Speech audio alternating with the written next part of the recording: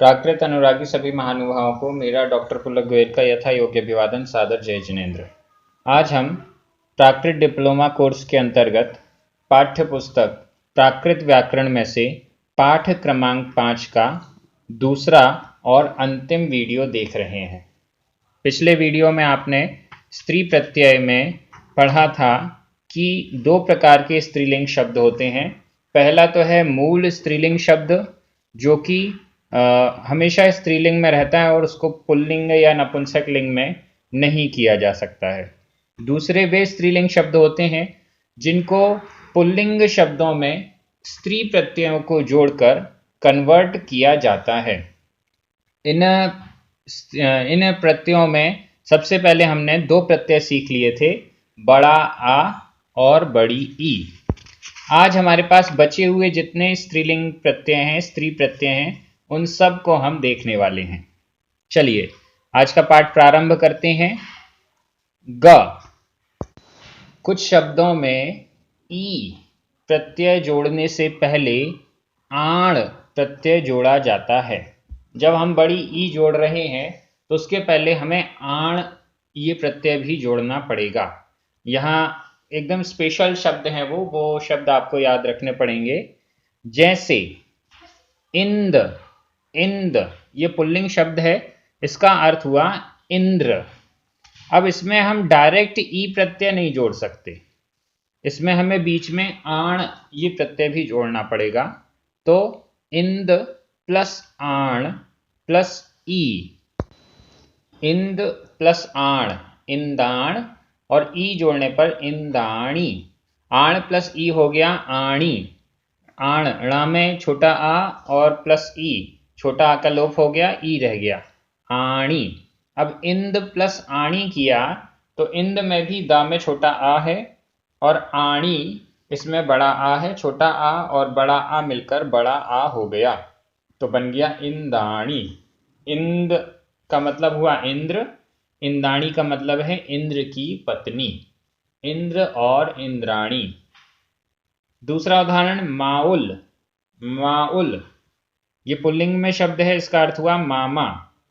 माउल में जब हम ई प्रत्यय जोड़ रहे हैं तो साथ में आण भी जोड़ना है। इसके पहले माउल शब्द आ चुका है और उसमें डायरेक्ट ई प्रत्यय जोड़ा गया था जिससे कि माउली ये शब्द बन गया था स्त्रीलिंग में। लेकिन यहाँ आण प्लस ई भी जोड़ा जा सकता है। माउल प्लस आण प्लस ई, माउलाणी, माउलाणी। यहाँ भी माउल में ला में छोटा आ, आण का बड़ा आ, दोनों मिलकर बड़ा आ हो गया, माउलाणी। मामा की स्त्री यानी मामी, माउल मामा, माउलाणी मामा की स्त्री यानी मामी। भव ये पुल्लिंग शब्द है, इसका अर्थ है शिव। भव में भी आण प्लस ई, भव प्लस आण प्लस ई, भवाणी, भवाणी। भव का अर्थ है शिव, भवानी का अर्थ है शिव की पत्नी अर्थात पार्वती। भव भवाणी। रुद्र, रुद्र प्राकृत में है रुद्र, अधदा पुरदा, रुद्र ये पुल्लिंग में है, इसका अर्थ है शिव। अब इस रुद्र में भी स्त्रीलिंग बनाने के लिए आण प्लस ई, रुद्र प्लस आण प्लस ई तो हो गया रुद्दाणी, रुद्दाणी, रुद्दाणी। रुद्र का अर्थ है शिव और रुद्दाणी का अर्थ है दुर्गा। ये दुर्गा के लिए शब्द आता है रुद्दाणी। उवज्झाय, उवज्झाय ये पुल्लिंग में है, इसका अर्थ हुआ उपाध्याय। उवज्झाय को भी आपने पहले देखा होगा, इसमें बड़ा आ लगाकर स्त्रीलिंग प्रत्यय स्त्रीलिंग में बनाया गया था, उवज्झाया, उपाध्याया। अब यहाँ पर ई प्रत्यय जब आप जोड़ेंगे तो उसमें आण यह प्रत्यय भी जोड़ना पड़ेगा। उवज्झाय प्लस आण प्लस ई, उवज्झायाणी, उवज्झायाणी। उपाध्याया, उपाध्याया ये इसका अर्थ हो गया।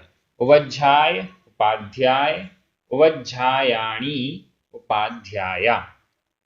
ऐसे ही आयरीय, आयरीय ये पुल्लिंग में है आचार्य, आयरीय। अब इसको स्त्रीलिंग शब्द बनाने के लिए आयरीय, पहले बड़ा आ जोड़ा गया था, आयरिया ये बनाया गया था। अब लेकिन ई जोड़ेंगे तो आण भी हमें जोड़ना पड़ेगा, आयरीय प्लस आण प्लस ई, आयरियाणी, आयरियाणी, आचार्य, आयरीय, आचार्य, आयरियाणी, आचार्य। ये सारे शब्द हमें याद रखने पड़ेंगे। इनमें ई प्रत्यय जोड़ने पर आण प्रत्यय पहले जोड़ा जाता है।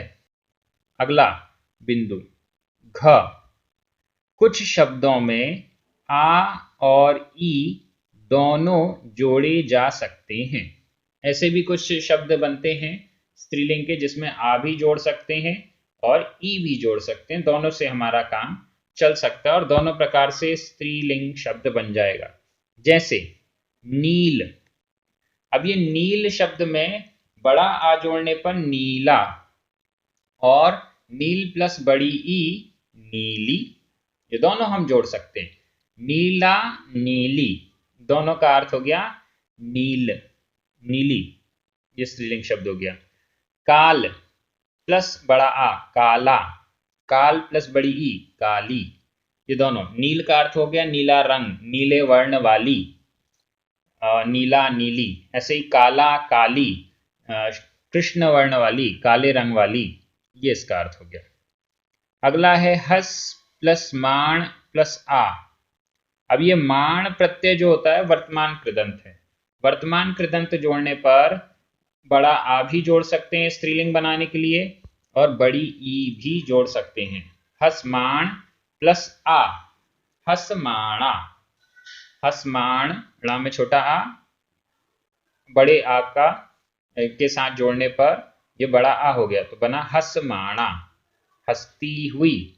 और ऐसे ही हसमाण प्लस ई, हसमाणी, हस्ती हुई। जब हसमाणा ये शब्द बनेगा तो माया शब्द के समान इसके रूप चलेंगे, और जब हसमाणी ऐसा बनेगा तो उसमें ई का रांत के रूप में शब्द रूप चलेंगे। इसी प्रकार से हसंत, हस प्लस अंत, आधा ना और ता, ये भी वर्तमान कृदंत है। हसंत, अब इसमें भी बड़ा आ जोड़ सकते हैं और बड़ी ई भी जोड़ सकते हैं। हस प्लस आधा ना और ता प्लस बड़ा आ, हसंता। और हसंत प्लस बड़ी ई हसंती, हसंता, हसंती, हस्ती हुई। अब इसमें जो भी हमें जिस भी व्यक्ति में चलाना है वो विभक्ति के प्रत्यय जोड़ देंगे तो हसंता, हसंती, हस्ती हुई, महिला, स्त्री, इसके रूप यहाँ पर बन जाएंगे। आगे चलते हैं अंतिम बिंदु च। आ प्रत्यय जोड़ते समय यदि शब्द के अंत में क जिसके स्थान पर आ या ग हो और पूर्व में अ हो तो अ के स्थान पर ई हो जाता है। ध्यान से समझिए, बड़ा आ प्रत्यय जोड़ते समय अगर हम बड़ा आ ये प्रत्यय जोड़ रहे हैं, अब शब्द के अंत में है क, शब्द के अंत में क है, क के स्थान पर छोटा आ हो गया है या फिर क के स्थान पर ग हो गया है, तो मतलब आपको वहां पर अ ग ये भी मिल सकता है अंत में। अब ऐसा अगर होता है तो पूर्व में अ हो तो, पूर्व में उस क के आगे छोटा अ हो तो अ के स्थान पर ई हो जाता है। अब इसका उदाहरण देखिए, जैसे बाल अ, बाल अ, ये पुल्लिंग शब्द हुआ, इसका अर्थ हुआ बालक। अब यहां पर क मिल गया है, क के स्थान पर अ बना हुआ है प्राकृत में, बाल अ। इसकी जगह अ की जगह अगर गा भी होता बाल ग तो भी बात यही रहती। अब इसमें बाला अ प्लस बड़ा आ जब हम करेंगे तो छोटा आ बड़ा आ मिलकर बड़ा आ हो गया, लेकिन ल में जो छोटा आ है, ल में जो छोटा आ है उस छोटे अ के स्थान पर छोटी ई हो जाएगी। बाला अ प्लस बड़ा आ बराबर बाली आ, ठीक है ना, बाली आ। यहां पर बाला अ बालक इसमें बड़ा आ ये स्त्री प्रत्यय जोड़ा तो अंतिम जो आ है उसके साथ बड़ा आ मिल गया, बड़ा आ हो गया।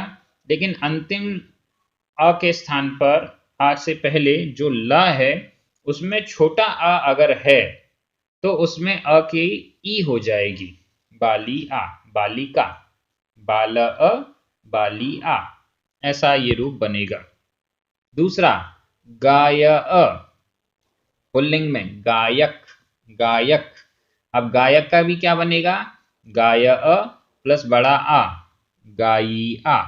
या में जो अ है छोटा आ उसके स्थान पर छोटी ई हो गई, गाइया, गायिका, गायक, गायिका, गाय अ, गाई आ। इस टाइप से ये रूप बन जाएंगे। और भी देखिए इसमें नाय अ, नायक, नायक का क्या बनता है, हिंदी में भी नायक का नायिका बनता है।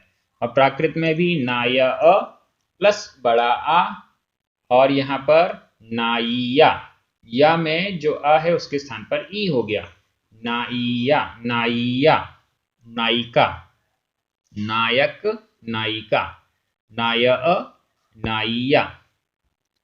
नाडग, नाडग ये पुल्लिंग में है, नाटक। अब इसका भी स्त्रीलिंग में करना है, नाडग प्लस बड़ा आ।